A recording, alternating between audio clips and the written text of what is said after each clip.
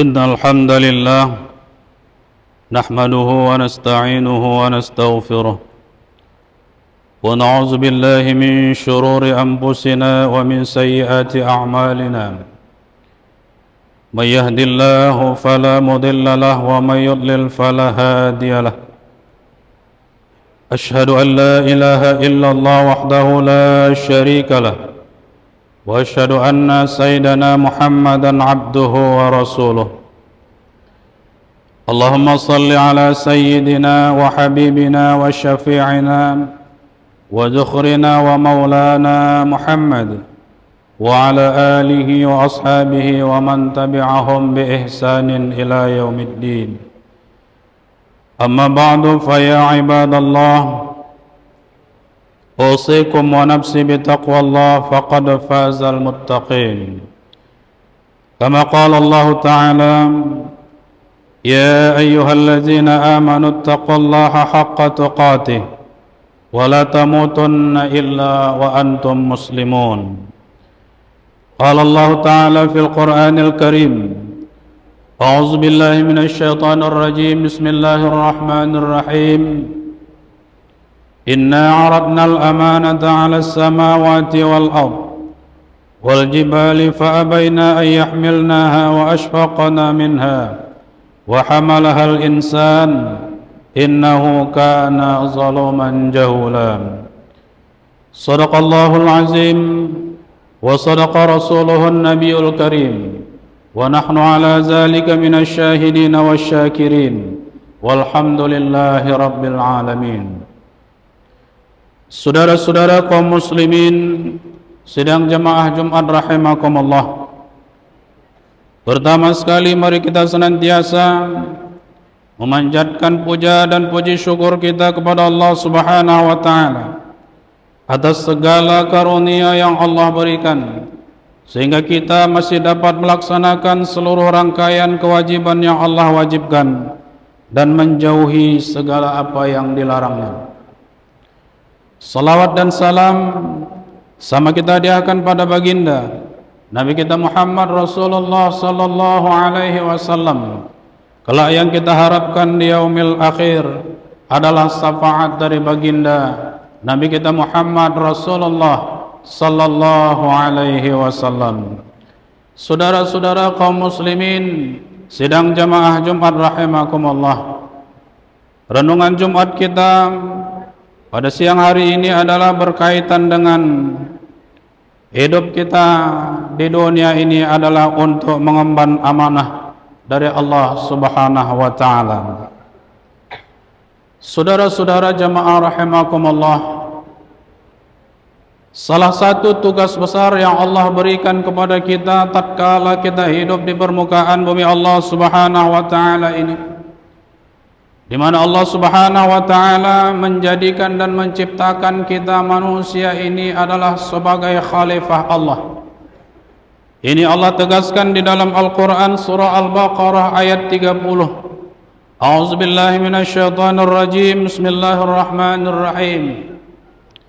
Wa idz qala rabbuka lil malaikati inni ja'ilun bil ardi khalifah قالوا أتجعل فيها من يفسد فيها ويسفك الدماء ونحن نسبح بحمدك ونقدس لك قال إني أعلم ما لا تعلمون. Ingat tatkala Allah Subhanahu wa taala berfirman kepada seluruh malaikat, kata Allah, inni ja'ilun bil ardi khalifah, sungguhnya aku ingin menjadikan seorang khalifah di permukaan bumi. Tapi apa jawab para malaikat ketika itu? Qalu ataj'alu fiha may yufsidu fiha wa yasfikud dima. Apakah engkau wahai Allah akan menjadikan seorang khalifah manusia yang kerja mereka itu hanya membuat kerusakan dan pertumpahan darah? Wa nahnu nusabbihu bihamdika wa nuqaddisu lak. Sedangkan kami, kata para malaikat, senantiasa tunduk dan patuh kepadamu. Tapi jawab Allah dengan singkat, qala inni a'lamu ma la ta'lamun. Aku lebih mengetahui dari apa yang tidak kamu ketahui. Saudara-saudara jamaah rahimakumullah, berdasarkan ayat ini tegas bagi kita bahwa Allah menjadikan kita manusia ini adalah untuk menjadi khalifah Allah. Yang makna khalifah itu adalah dijadikan Allah kita menjadi seorang pemimpin, pengelola, pengayom segala apa yang Allah berikan kepada kita di dunia ini berupa amanah yang diamanahkan oleh Allah Subhanahu wa taala kepada kita. Bahwa amanah ini pernah Allah tawarkan dan berikan kepada langit dan bumi, kepada gunung-gunung, kepada makhluk yang lain, tapi tak ada yang sanggup untuk menerimanya. Maka kitalah manusia ini yang dipilih oleh Allah. Ini Allah jelaskan dalam surah Al-Ahzab ayat 72. Dan kita manusia ini banyak tergolong kepada orang yang zalim lagi bodoh. Saudara-saudara jamaah rahimakumullah, apa alasan Allah memilih kita manusia ini untuk Allah jadikan sebagai khalifah dalam rangka memikul dan melaksanakan amanah yang Allah amanahkan kepada kita? Tentu Allah Subhanahu wa taala milih kita manusia ini dikarenakan kita manusia ini adalah makhluk yang sempurna yang diciptakan Allah, makhluk yang terbaik yang diciptakan Allah Subhanahu wa taala ke dunia ini. Daripada makhluk-makhluk yang lain kita dilebihkan oleh Allah Subhanahu wa taala. Apa kelebihan kita manusia ini? Kelebihan kita manusia ini selain Allah berikan fisik yang sempurna, Allah berikan dimensi dan kekuatan dalam diri kita. Dalam diri kita diberikan oleh Allah Subhanahu wa taala nafsu dan keinginan. Dalam diri kita diberikan oleh Allah Subhanahu wa taala akal dan pikiran, dan diberikan oleh Allah Subhanahu wa taala kepada kita qalbun, hati yang senantiasa membolak-balikkan untuk bisa melaksanakan apa yang Allah amanahkan kepada kita. Nah, karena itu potensi kita manusia yang diciptakan oleh Allah Subhanahu wa taala dengan segala kelebihan inilah yang diperuntukkan oleh Allah Subhanahu wa taala dan diharapkan bisa melaksanakan dan menunaikan segala apa yang diamanahkan oleh Allah Subhanahu wa taala kepada kita.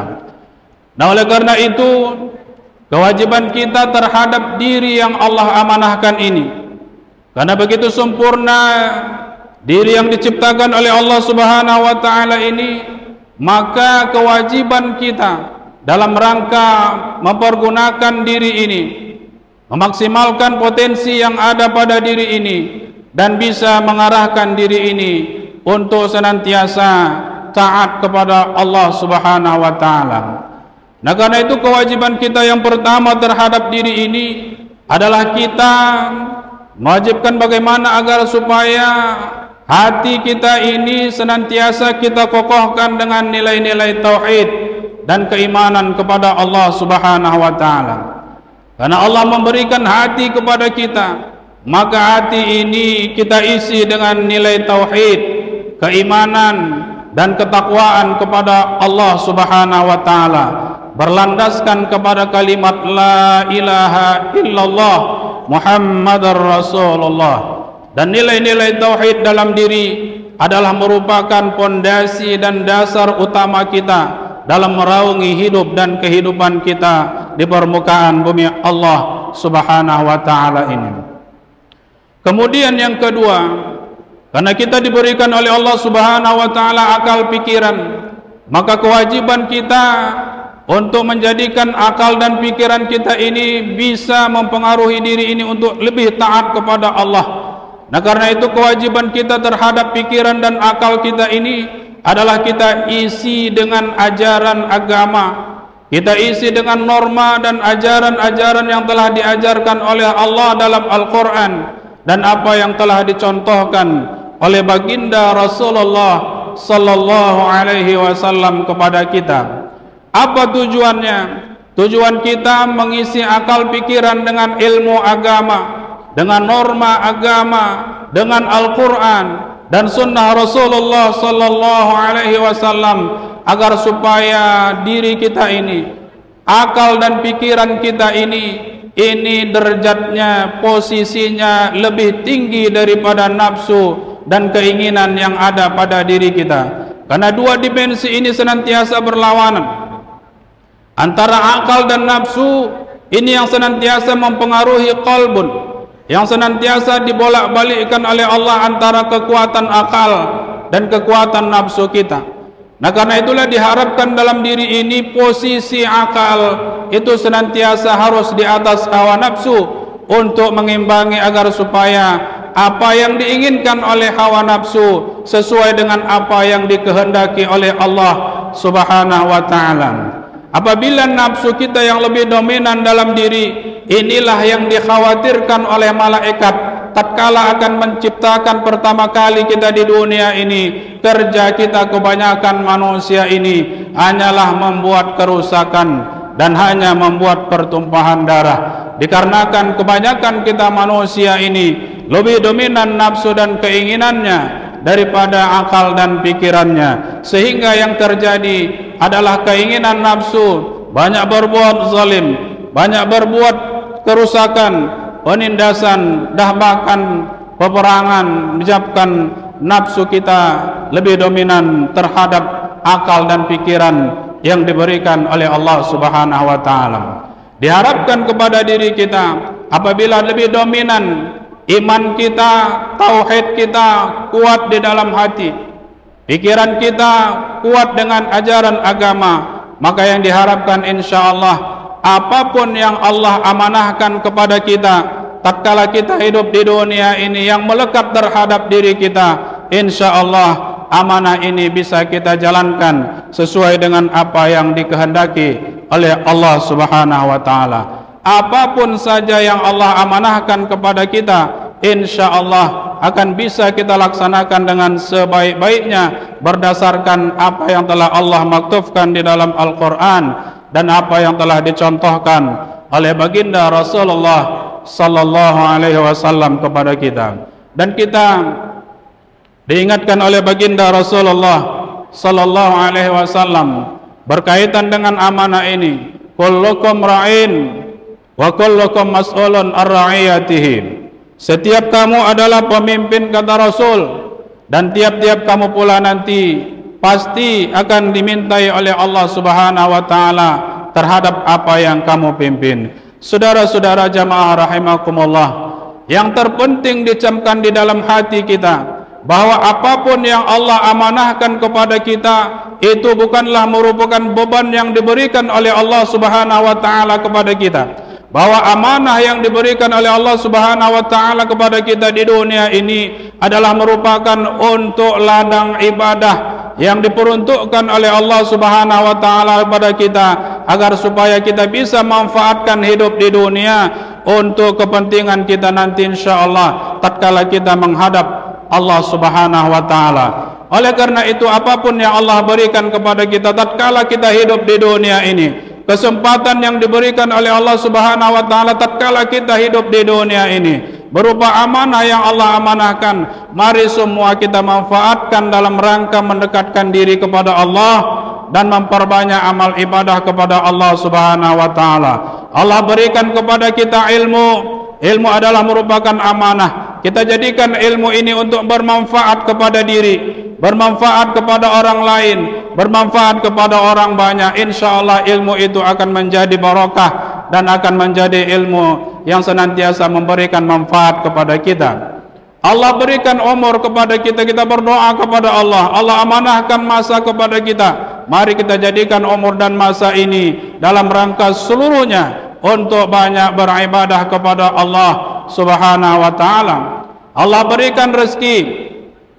Kita yang bekerja, kita yang berusaha, kita yang senantiasa mencari harta, semua itu adalah hak kita manusia. Akan tapi yang terpenting bagaimana kita meniatkan di dalam hati bahwa harta rezeki yang diberikan oleh Allah Subhanahu wa taala tidak ada lain tujuannya dalam rangka mendekatkan diri kepada Allah. Kalau Allah berikan lebih rezeki kepada kita, kita wajib untuk berzakat, maka kita keluarkan zakatnya.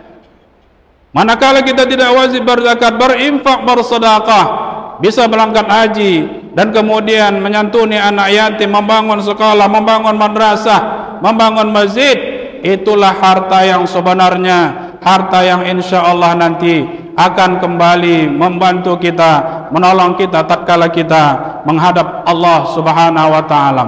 Allah berikan kepada kita jabatan dudukan, kita yang mencari kedudukan dan jabatan, kita niatkan semua untuk kemaslahatan umat. Kedudukan yang kita cari, pangkat yang kita cari, apa yang kita harapkan di dunia ini, semua kalau insya Allah kita niatkan dalam rangka untuk ibadah kepada Allah, kita niatkan untuk bermanfaat kepada masyarakat, bermanfaat kepada bangsa dan negara, terutama bermanfaat kepada agama yang kita cintai ini dalam rangka membangun umat agar senantiasa taat kepada Allah Subhanahu wa taala. Mudah-mudahan kiranya apa yang Allah amanahkan kepada kita semuanya bisa kita manfaatkan untuk dalam rangka mendekatkan diri kita kepada Allah Subhanahu wa taala. Dan kita harus sadar dan sesadar-sadarnya di dunia ini bahwa semua yang Allah berikan, semua yang Allah titipkan, pada akhirnya nanti semua kita tinggalkan, dan pada akhirnya nanti semua kita bertanggungjawabkan di hadapan Allah Subhanahu wa taala. Mudah-mudahan semua yang Allah berikan ini bisa kita jadikan manfaat hidup di dunia dan bisa nanti menolong kita tatkala hidup kita bertemu dengan Allah di akhirat kelak. Amin ya Allah ya rabbal alamin. A'udzubillahi minasyaitonir rajim. Bismillahirrahmanirrahim. Wal 'ashri innal insana lafi khusy illa allazina amanu wa 'amilus shalihat wa tawassaw bil haqq wa tawassaw bis sabr. Barakallahu li wa lakum fil Qur'anil azim wa nafa'ani wa iyyakum bima fihi minal ayati wa zikril hakim wa taqabbala minni wa minkum tilawatah innahu huwal ghafurur rahim.